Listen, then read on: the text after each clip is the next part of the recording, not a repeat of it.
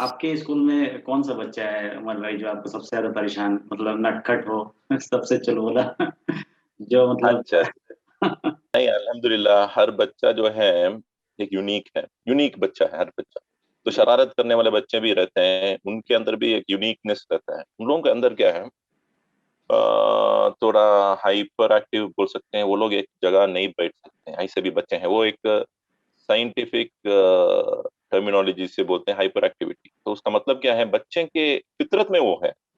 तो फितरत को समझना इंपॉर्टेंट हो सकता है। तो कभी कभी चंद बच्चों को हमारे स्कूल्स में रखने का नहीं होता है, क्योंकि दूसरा उसके लिए स्पेशल स्कूल्स का जरूरत पड़ता है। Some schools are special schools to deal with this kind of children. चंद चीजों जो है, बच्चों के अंदर ऑटिज्म रहता है, चंद बच्चों को हाइपर एक्टिविटी रहता है।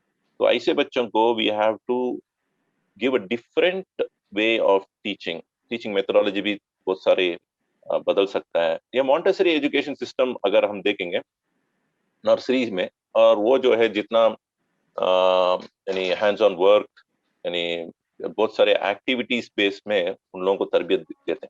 अगर ये कॉन्सेप्ट अगर up to 10th standard maintain कर सकेंगे, तो इन बच्चों को जो हाइपर एक्टिविटी और ऑटिज्म, ये बच्चों को थोड़ा एक्टिविटी बेस्ड लर्निंग और वोकेशनल लर्निंग का तरफ अगर हम लेके जाते हैं, वो बहुत कामयाबी होता है। मगर क्या करते हैं हम अक्सर लोग, हम ये समझते हैं हर बच्चा जो है यही करिकुलम, यही टाइप, यानी यही निसाब को और यही तरीके से इसी तरतीब से पढ़ना और पढ़ाना करके हम सोचते हैं।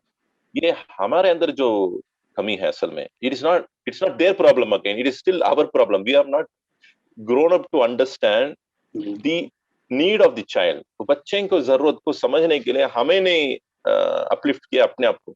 तो again we will have to take the blame upon ourselves. शरारत करने वाले बच्चे के ऊपर हम बोलने से पहले, ये शरारत करने के बच्चे के अंदर फितरत में क्या है ऐसा। ये लोग ज्यादा खेलना चाहते हैं, ज्यादा, यानी दे वांट दे, वो बुक के सामने बैठना लिखना वो उनके फितरत में नहीं है। ये लोग खेलना, ये स्पोर्ट्स, और बहुत टायर्ड होना चाहिए इनको उस तरीके से।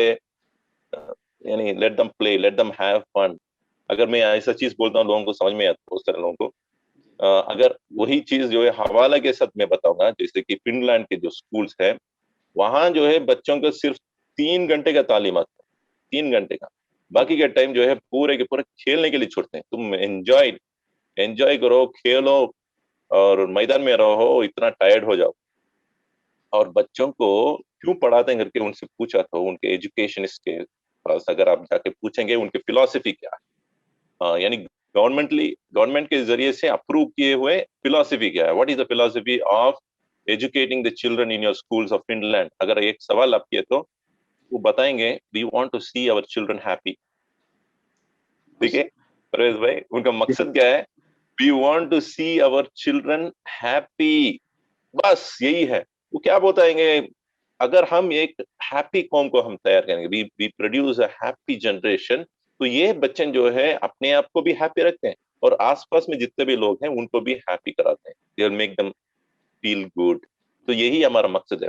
मगर हालांकि ये एक माइंडसेट के जरिए से वो क्या करते हैं, बच्चों को मोटिवेट करते हैं और बच्चे जो है अच्छे पढ़ते हैं। At the end of the day result जो हम चाहते हैं वो मिल रहा है वहां पर। और हर बच्चे को स्ट्रीमलाइन करना पड़ेगा।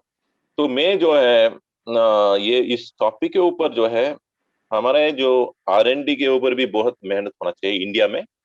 इंडिया के अंदर जो है बहुत R&D, रिसर्च एंड डेवलपमेंट होना चाहिए। और मदारिस के लोग जो है R&D करना पड़ेगा, research and development in the field of मदारिस एजुकेशन। R&D करना पड़ता है every year. Government of India जो है करोड़ों के हिसाब से खर्च कर रहे हैं R&D के ऊपर, रिसर्च एंड डेवलपमेंट, NCERT। और आज अभी जो है NEP आकर है, नेशनल एजुकेशन पॉलिसी आकर है। क्यों आ रहा है, क्योंकि वो लोग रिसर्च कर रहे हैं, नया चीज क्या मिल रहा है एवरी डे, मार्केट में क्या है, दुनिया में क्या है, सोसाइटी में क्या है। तो पूरे के पूरे रिसर्च करने के बाद वो जो है ड्राफ्ट लेके आते हैं, फाइनल ड्राफ्ट। इसके ऊपर बहुत सारे कमेटी मेंबर्स बैठते हैं।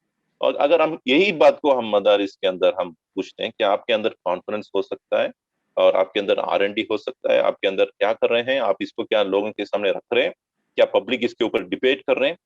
तो जब तक डिबेट ना होता तब तक जो है कुछ भी तब्दीली नहीं आ सकता। डिबेट होना जरूरी है हमारे अंदर, हमारे कौम के अंदर डिबेट होना जरूरी है। हमारे जो उलमा के अंदर डिबेट, यानी positive debate and constructive criticism.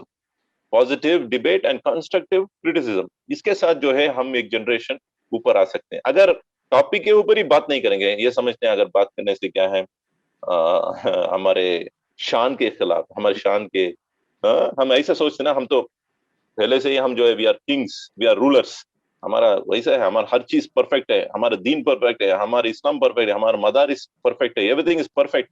Perfect perfect बोलते बोलते जो है हम जो है हमारे जो जिम्मेदारी से पीछे हट रहे हैं।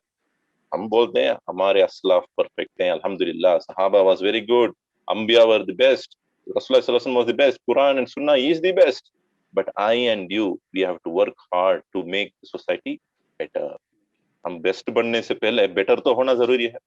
आज जितना भी इंडिया में हमारे जो प्रॉब्लम्स जो है, जितना दुश्मन हमारे खिलाफ जो साजिश कर रहे हैं, वो जितना भी हो रहे हैं, उससे बढ़कर है हमारे नाकामी, यानी हमारे जो सुस्ती, हमारे जो हमारे अंदर जो जो जो क्या बोल सकते हैं, जो रास्ते से जो हटकर जो गुमराही, ये जो है गुमराही जो है उनके जो साजिश से बढ़कर है, ये प्रॉब्लमेटिक है।